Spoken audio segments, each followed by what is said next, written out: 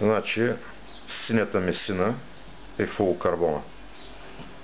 Ето и плетено влакно. Така, правим ухо на флуорокарбона. Като гледаме двата края да са успоредни, да не се присукват ето по този начин. Така. През ухото, отгоре надолу, прикарваме плетеното влакно и го задържаме между тези двата пръста. Така. Края на плетеното влакно почваме да го усукваме напред към примката 10 пъти. 1, 2, 3, 4, 5, 6,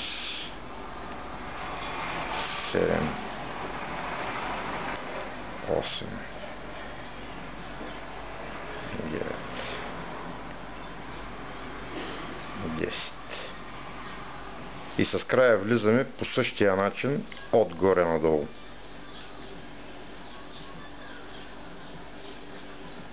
Така. Плетеното влакно, дългия край, който е, го дърпаме съвсем леко. Докато прибере задното ушенце, ето почна да прибира задното ушенце.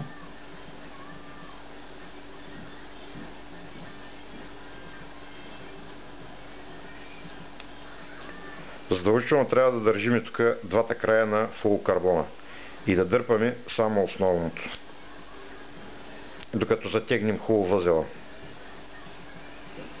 Само че тук ми се изплъзна.